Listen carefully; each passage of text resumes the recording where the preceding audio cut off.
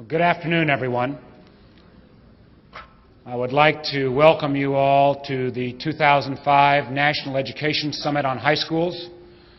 My name is Mark Warner. I am Governor of the Commonwealth of Virginia and Chairman of the National Governors Association, and proud with Carrie Killinger to be the co-chair or co-convener of this very, very important summit.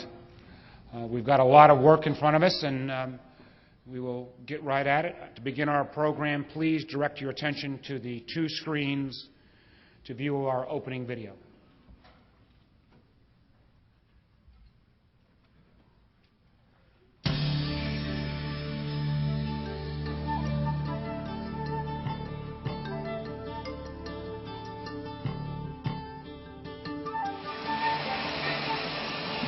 What really gets you is the environment, the heat. When you're in the bottom of the ship, it's kind of like being in the oven. Quentin Callahan is an apprentice welder in Newport News, Virginia. After graduating from high school 1 year ago, he felt unprepared for college or skilled job opportunities. I don't really plan on staying here. I don't like the idea of busting the rest of my life, but it's really hard to get anywhere without a really good education. There are lots of Quentins in the country. Only 7 out of 10 high school freshmen graduate on time with a regular diploma. Of those, just 1/3 graduate with a college or work-ready transcript. The majority of high school graduates leave unprepared to succeed on campus or on the job. The costs of poor preparation are high. By some estimates, the nation loses as much as $16 billion a year in lost productivity and remedial costs, making up for what students should have learned earlier. Sarah King hopes she is not one of those students. Sarah is a senior at Westerville South High School outside Columbus, Ohio, and admits she may not have worked as hard as she could have in the last 4 years. During my freshman and sophomore year coming in, I took pretty much my basic classes just right out of middle school, taking what I thought I needed to take, but not really concentrating on what was going to, help me in the long run. And I would definitely advise people to push themselves harder, because your senior year comes and it all comes at you at once. A sentiment shared by Sarah's friends. I wish I could go back actually to my freshman year and, knowing what I know now, tell myself as a freshman, work harder all 4 years, take the hardest classes you can, do all your homework. I wish I could definitely go back and, say that, but I can't. Sarah and her friends have worked hard in their final years of high school, and most are awaiting acceptance to college. But acceptance doesn't guarantee success. Across town, Saray Ramirez, once an honor student in high school, is struggling through her freshman year at Ohio State University, which is much tougher than she ever imagined. Coming in here, they expect a lot more than what you're really used to. When I was in high school, I was doing great. I was honor rolled, everything was going great. I would do all my work. Here, it just seems like if it's in a faster pace, a lot faster, and I don't think high school really prepared me for college.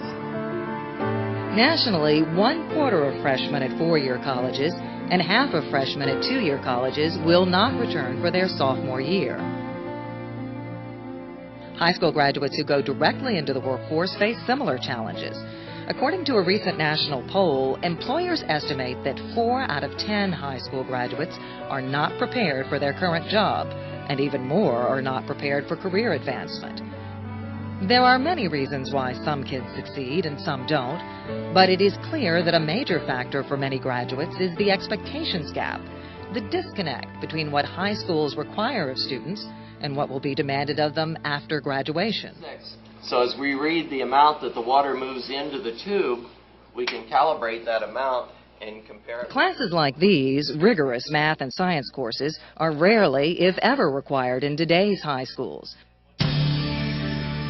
Currently, very few states require students to take 4 or more math courses to graduate. Even fewer require Algebra 1, Geometry, and Algebra 2, the core subjects included in a true college or work-ready curriculum. High school, honestly, was what you made it. If you don't push yourself, then, you're not going to get anything back out of it. It wasn't very hard. I did my homework on occasion, but I'm paying the price for it now. Jamestown High School in Williamsburg, Virginia is Quentin's alma mater.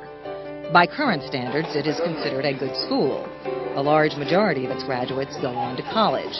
But like many of the nation's high schools, it doesn't always work for all students. We just have too many people in like one class to really get one-on-one with the teacher. When you don't get that one-on-one help, you just really can't like get really in-depth with the courses that you take. I didn't take as much math and science as I could have. Well, I took all the requirements, but I didn't take necessarily the hardest courses offered. Words like that are familiar to Quentin, which is why he thinks it is so important for schools to make more of an effort to interest and prepare students for the future. Not every student will need to go to college, but all will need some further training after high school to succeed in the new economy. So in order to get anywhere, you have to have a good education, and using the shipyard is kind of a stepping stone to get there. College seems to be a lot more crucial now than, say, a few years ago. Quentin is now heeding his own words. He plans to take independent coursework with the goal of entering Virginia Tech and studying electrical engineering. It will be a long road for Quentin, one that could have been a lot shorter if he and his high school had tried a little harder.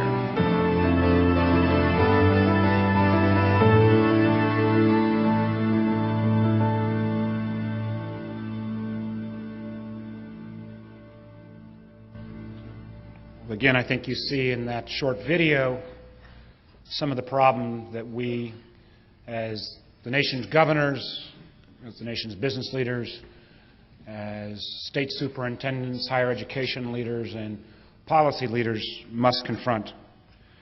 We have here in this room, as I said at the lunch, the right people if we care to make a difference, if we are truly committed to moving forward on this agenda of redesigning the American high school.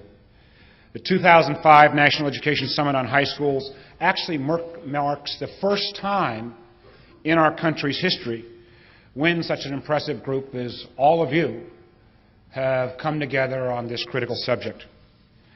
If we are to ensure that America remains competitive on the world stage, then we must take action.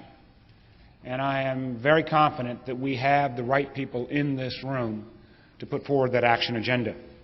Because if we don't, our current position as 16th in the world, the United States has fallen to 16th in the world in terms of high school graduation rate. Then we'll see that number even fall further, and the economic ramifications of that could be devastating to our country. Now, there's been a lot of folks who've come together to help make this event possible, and I'll acknowledge some of those in some time, but there are two other governors that I want to acknowledge at the outset who've been great partners in this whole effort. Mike Huckabee, the Vice Chair of NGA and Chairman of ECS, and Bob Taft, who is the Co-Chair of Achieve, and I want to thank both Bob and Mike for their willingness to put their shoulders to the wheel on this effort as well.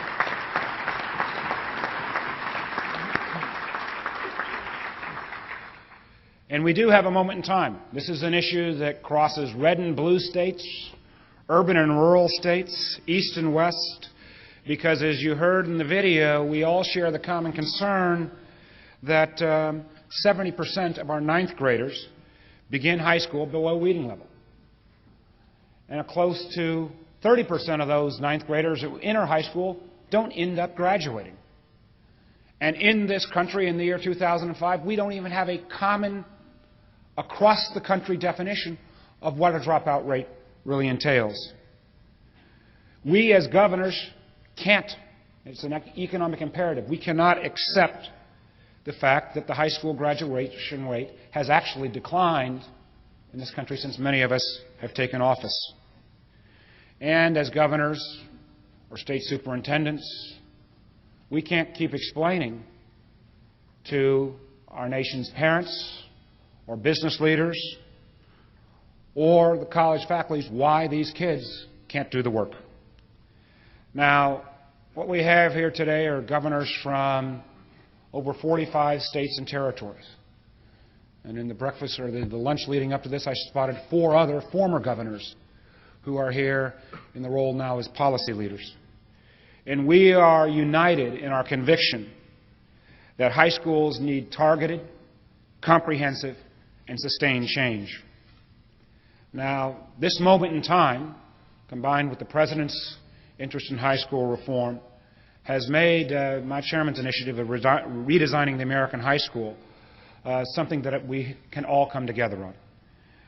The fact of the matter is, if we're going to move this agenda forward, if we're going to make this connection between secondary school and higher education, between secondary school and K-8, between high school and the workplace, it truly is going to have to be the governors that are going to carry the ball, just as it was the governors in the past who launched the standards-based reform movement in education, just as it was the governors in the past who launched the initiatives to reform welfare, just as it was the governors in the past who led our nation's efforts as we took on the question of states' children's health insurance programs. Now, those actions in the past have paid tremendous benefits to our people and to our country. It's my hope, and again, I think with the people we have in this room here today, that we can launch a similar effort of that magnitude in this two-day summit. Beyond the governor's participation at this summit, we need to look only at why this is a moment in time as well in terms of what's happened over the last couple of years. In 2003, there were 4 governors that mentioned high school reform as a priority item in their State of the State address. This year, with the fact that we've not even had every governor give his or her State of the State address, 30 governors have made high school reform important enough in their respective states to mention it in their State of the State. That's a tremendous movement. In over 20 states, governors are actually proposing to match high school graduation requirements to the requirements of college and work. Many other states, like we are doing in Virginia, are trying to make sure that students can actually earn a full semester or more worth of college credit that will count towards a degree actually in high school. Other states are focusing on career and technical education, making sure that their young people understand that in 2/3 of the jobs being created in our country today, high school alone, even a high school diploma at a higher standard, will not be enough. And they're consequently working on ways to combine a high school diploma with an industry-recognized certification. Now, national education summits in the past have a special place in the development of state and federal education policy. These are the places where we come together, roll up our sleeves, don't spend so much time making these group presentations, but actually break into small groups to get the work done. And I particularly urge each of the governors who are here to make sure that we not only learn from each other, take away some of the best practices, steal ideas at will, but that we really then come together tomorrow when we will break out into our individual state-by-state groups where your team and any of the observers who come from your state can join together and you can talk about what you're going to do when you leave Washington and go back home.